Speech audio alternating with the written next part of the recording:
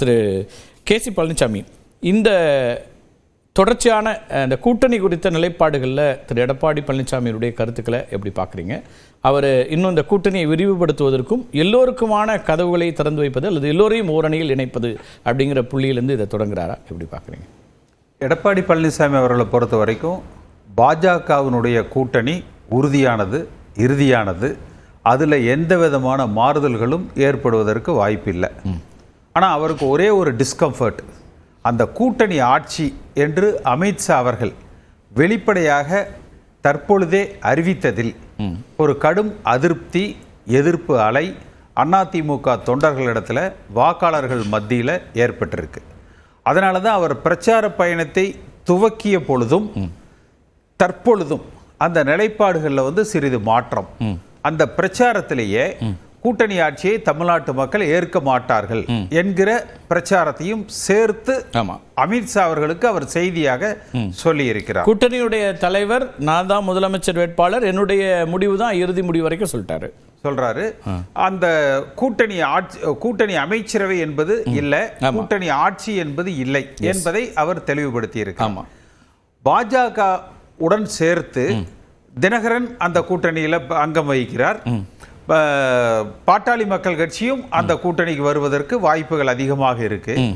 தேமுதிக அந்த கூட்டணிக்கு வருவதற்கு வாய்ப்புகள் அதிகமாக இருக்கு. ஒருவேளை திரு ஓ பன்னீர்செல்வம் அவர்கள் தனி கட்சி துவக்கி எடப்பாடி பழனிசாமிக்கு எதிரான அவரது வழக்குகளை வாபஸ் பெற்றுக்கொண்டால் அவருக்கும் அந்த கூட்டணியில இடம் இருக்கலாம். அப்ப இதுதான் இன்றைய தேதிக்கு அவர் வசம் இருக்கிற கூட்டணி. ஆனா விஜய் பொறுத்த வரைக்கும் பாஜக இருக்கிற இடத்துலயோ அல்லது அவர்களோடு உறவு வைத்திருக்கிறவர்களுடனோ எனக்கு கூட்டணி இல்லை, அதே போலதான் திமுக என்பதை தெளிவாக அறிவித்து விட்டார்.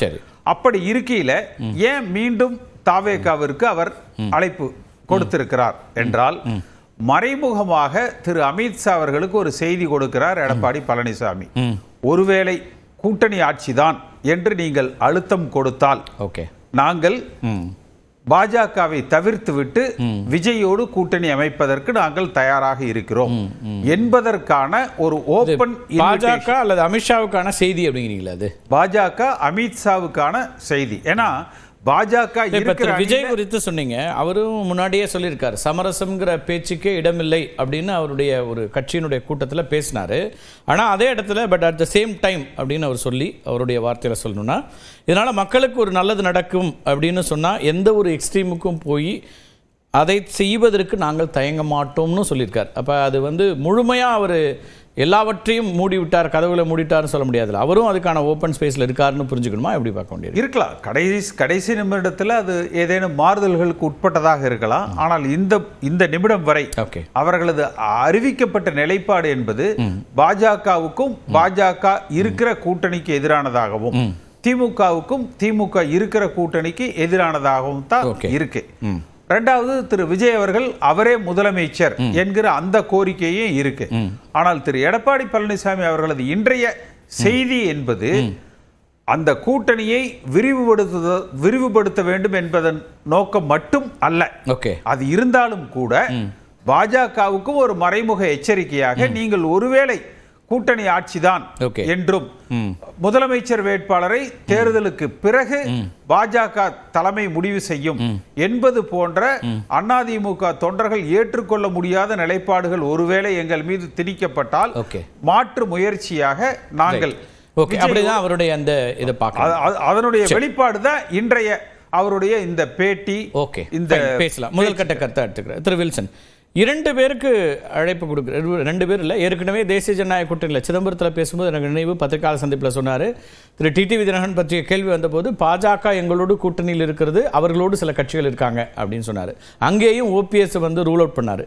இன்றைக்கும் அந்த கருத்தை சொல்லார். நான் அதுக்கு பின்னாடி வரேன். ஆனால் இப்போ திரு விஜய் தெளிவாக மீண்டும் அவங்க சொல்கிறாங்க, அவங்க எங்களை குழப்புறாங்க, எங்களை குறித்த குழப்பமான செய்திகளை பரப்புகிறாங்க, நாங்கள் எந்த விதமான எங்களுடைய தலைவர் தான் முதலமைச்சர் வேட்பாளர் அப்படின்னு தெளிவாக சொல்லிட்டோம், பாஜக இருக்கக்கூடிய கூட்டணியில் கட்டாயம் நாங்கள் இருக்க மாட்டோம்னு சொல்லிட்டோம் அப்படின்னு சொல்கிறாங்க. அப்போ திரு எடப்பாடி பழனிசாமி அவருடைய இந்த செய்தி யாருக்காக இருக்கு? அப்போ இல்லை, ஒரு விஷயம், திமுகவை பொறுத்த வரைக்கும் கடந்த 5 ஆண்டுகள் ஆட்சியில் நிறைய விஷயங்கள் அட்வான்டேஜ்னு அவங்க நினச்சிட்டு இருக்காங்க.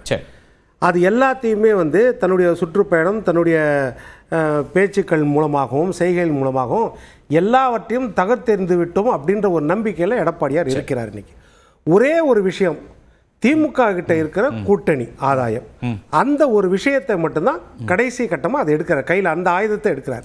இந்த ஒரு ஆயுதம் மட்டும்தான் அவங்ககிட்ட ஆடட் அட்வான்டேஜாக இருக்குது. மற்ற எல்லாத்தையும் தகர்த்தெறிஞ்சு விட்டோம். அதனால் இந்த ஆயுதத்தை எப்படி எடுக்கணும் போது அவர் ஜென்ரலாக எல்லாருக்கும் அழைப்பு விடுக்கிறார். இப்போ நீங்கள் சொன்ன மாதிரி தமாக எங்கள் கூட்டணி, தாவேக்கா வந்து எங்கள் கூட்டணியில் வந்துரும்னு அவர் சொன்னார்னா நீங்கள் சொல்கிறது குழப்பறாருன்னு சொல்லலாம். தாவே குழப்பறாருன்னு கூட சொல்லலை, அவங்க நிராகரிக்கிறாங்களே, நிராகரிக்கும் போது அது வந்து அதிமுகவுக்கே பலமா, ஏன்னா நீங்கள் சொல்கிறீங்க இல்லையா, இப்போ பரப்புரைக்கு பிறகு அவர் வந்து வலுவோடு இருக்கிறார், அப்போ ஏற்கனவே ஒரு பிரம்மாண்டமான கட்சி வருதுன்னு சொல்கிறாரு.